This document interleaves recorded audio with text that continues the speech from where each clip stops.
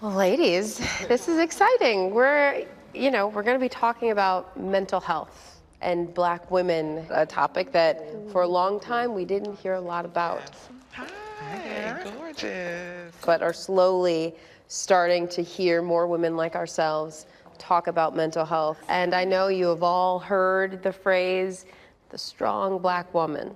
Tricia, when you hear the term strong Black woman, that's your reaction? I reject it. I dislike it greatly. Yeah.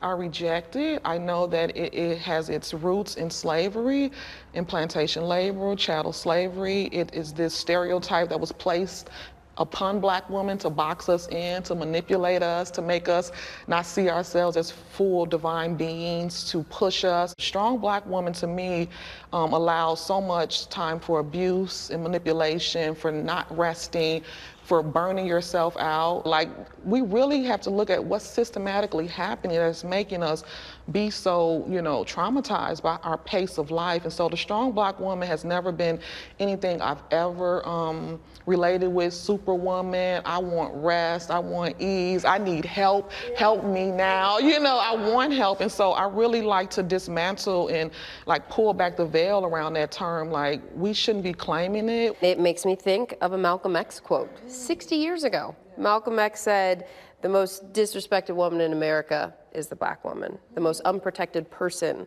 in America is the Black woman." 6 decades later, there are many people who would say not much has changed. And so when you think about the strong Black woman trope and the impacts of that, Ianne, how do you feel about that?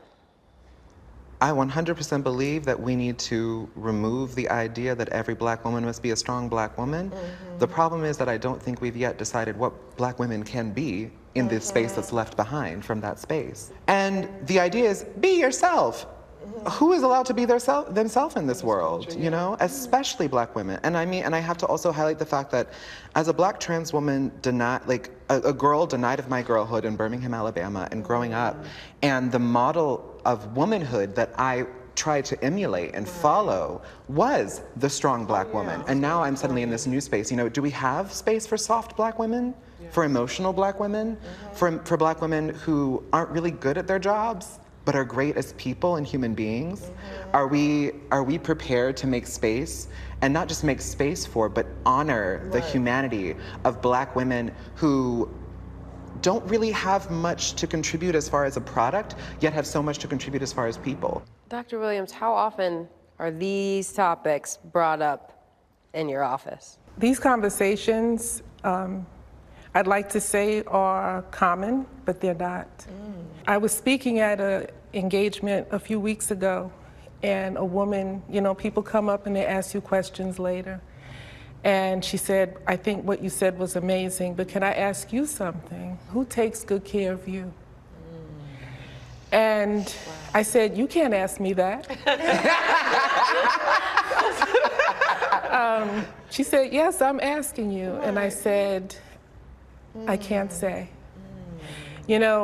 When we're talking about just taking that deep exhale, that's something that is not common. It's something that is like, okay, I'll find a special day. When I talk about resting in the way I'm framing this work, it cannot happen by ourselves. No. Community care is right up there. We scream self-care, self-care, self-care. And it's like literally all you hear in the media is self-care, self-care, self-care. And I really want us to begin to shift towards thinking about community care. Those systems do not exist right now. Like, why are we like this? Why aren't we caring for each other, Well, because we're afraid of each other. If we're not self-hating, then we're hating on you. Do you think it's the idea of hurt people? I think it comes from a few sources. I think self-hatred, absolutely. Jealousy, absolutely. My grandmother used to talk about crabs in the barrel. Yeah, we've heard that. We go up and you keep pulling us down. Yeah. I think they may also think there's not enough room for all of us. The scarcity. Because most of the time, you end up in a place, whether it's a workplace or whatever, you look around, if there's someone else, well, there's only room for one of us. Scarcity model, Exactly, so not yes. enough room for us. Each one of us, we don't know what our breaking point is. We look like we're all okay. My naivete is that I just inherently believe that if I look at you, if I look at you, if I look at you, and you look like me, it don't matter if there are slight differences or whatever. If you black like we black, if we black, we good. Even if you can't see yourself in me the way I see myself in you, I will grant you that humanity. And I will still work for you. I will still fight for you. You know, we haven't even gotten to thriving yet. No. How do we thrive? Doctor, how do you talk people into thriving? Right. Come on. Come on. You here, so. My grandmother, Right. she didn't think about her life. Neither did my mom. Yeah, And so this is really a new concept it is. for us, even in this time in our lives. So when we talk about trying to thrive, I think the underlying basis for all of this is that we inherently like who we are. That's good. And we will fight for who we are. That's how you thrive. Being proud of who I am and whose I am.